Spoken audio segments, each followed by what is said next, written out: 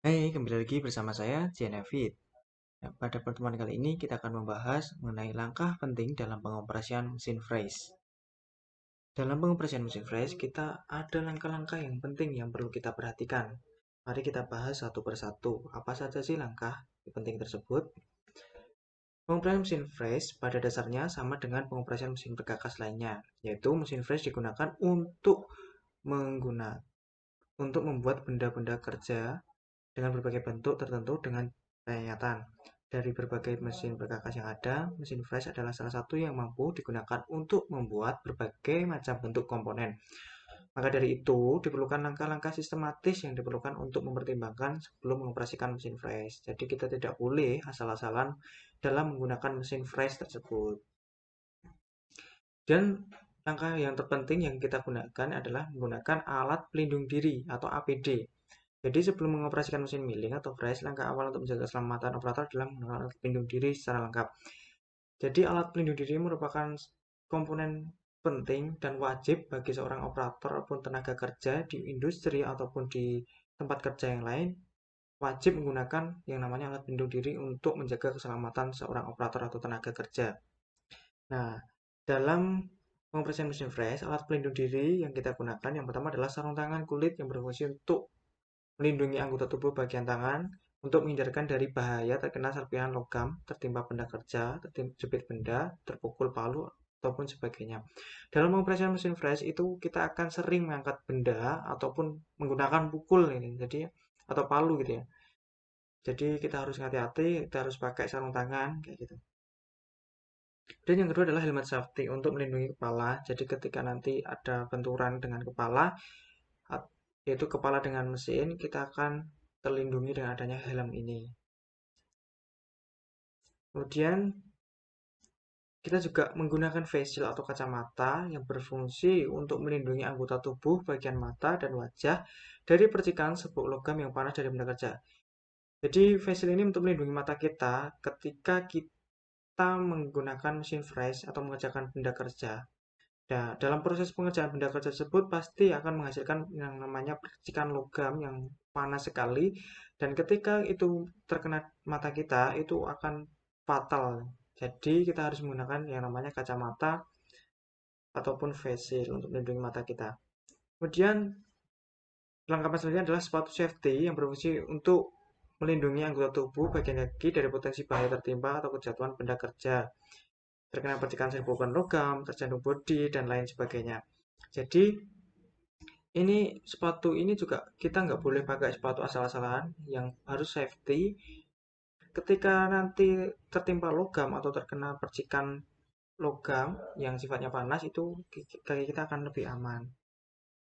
Kemudian kita harus cek kondisi safety device itu perlengkapan keselamatan kerja yang dapat pada mesin freeze, yaitu yang pertama adalah safety wire, adalah sailing wire yang dihubungkan ke limit switch emergency stop yang berfungsi untuk mematikan mesin milling secara darurat pada saat mesin running. Kemudian pause button yang berbentuk tombol tekan berfungsi untuk mematikan mesin milling secara darurat pada saat mesin running. Jadi ini fungsinya untuk mematikan mesin ketika keadaan darurat, misal terjadi keblongan ataupun kejadian yang lain gitu. Dan yang ketiga harus cek kondisi mata and mill dari segi ketajaman dan kencang baut lock mata and mill. Jadi mata and mill atau cutter yang kita gunakan juga harus kita cek benar-benar dari segi ketajamannya. Nggak boleh kita menggunakan cutter yang itu yang tumpul seperti itu teman-teman. Kemudian langkah kerja yang perlu kita perhatikan adalah mempelajari gambar kerja untuk menentukan langkah kerja yang efektif dan efisien. Jadi sebelum kita mengerjakan benda kerja, kita harus paham dengan gambar kerja yang akan kita kerjakan. Jadi nanti ketika teman-teman diberikan tugas untuk mengerjakan benda A kayak gitu. Jadi teman-teman harus pahami dulu gambarnya itu seperti apa, lalu tentukan langkah kerja yang efektif dan efisien. Nah, itu teman-teman juga bisa menggunakan yang namanya WPS atau Work Preparation Sheet. Kemudian kita harus memahami karakteristik bahan yang akan dikerjakan untuk menentukan jenis cutter. Jadi kita tidak boleh menggunakan cutter sembarangan.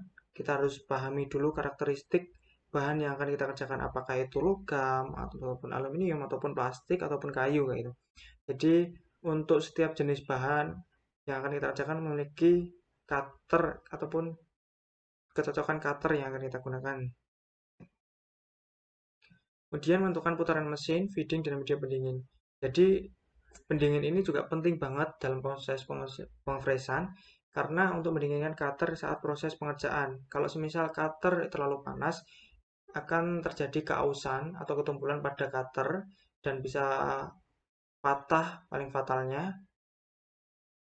Kemudian kita harus menetapkan kualitas penyetan yang diinginkan. Jadi kita harus lihat dulu di gambarnya kekasaran atau hasil penyetan itu seperti apa yang akan dibuat.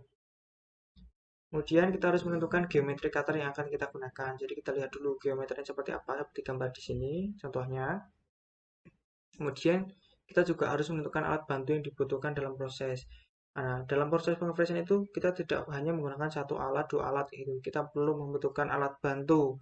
Nah, untuk alat bantu itu kita perlu siapkan sejak awal, sejak kita menentukan langkah-langkahnya, dan tidak boleh mencari alat bantu itu ketika proses pengerjaan. Itu akan menambah waktu pekerjaan dan tidak akan memenuhi target ketika teman-teman bekerja di industri. Selanjutnya menentukan parameter pemotongan yang berpengaruh dalam proses, yaitu kecepatan potong, kecepatan sayat, kedalaman makanan, waktu pemotongan, dan lain-lain. Kemudian setelah semua pekerjaan dikerjakan dengan baik, maka lepas benda kerja terlebih dahulu, kemudian matikan mesin, dan lalu bersihkan area kerja. Nah, kebersihan area kerja sendiri itu tidak hanya pada akhir setelah benda kerja itu jadi, tapi sebelum teman-teman bekerja menggunakan mesin, pastikan area kerja teman-teman itu dalam keadaan bersih. Jadi ketika keadaan bersih, pasti kalian akan lebih nyaman dalam menggunakan mesin dan bekerja. Kemudian setelah kalian menyelesaikan benda kerja menggunakan mesin fresh, harus benar-benar dibersihkan lagi dari serbuk logam ataupun dari coolant. Sisa coolant-nya harus dilap dan harus dibersihkan menggunakan sapu. Jangan sampai ada kotoran yang tertinggal.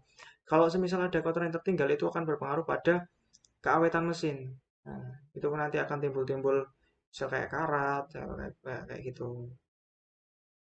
Dan kebersihan area kerja sendiri ketika kalian bekerja juga itu sangat berpengaruh. Misal nanti ada oli yang tumpah, kulit yang tumpah, itu harus segera dibersihkan. Karena nanti kalau semisal tidak dibersihkan, itu akan mengakibatkan kecelakaan fatal, bisa teman-teman terpeleset, kayak gitu. Nah, mungkin itu dulu yang bisa saya sampaikan untuk materi kali ini. Semoga apa yang saya sampaikan bisa memberikan manfaat buat kalian semua.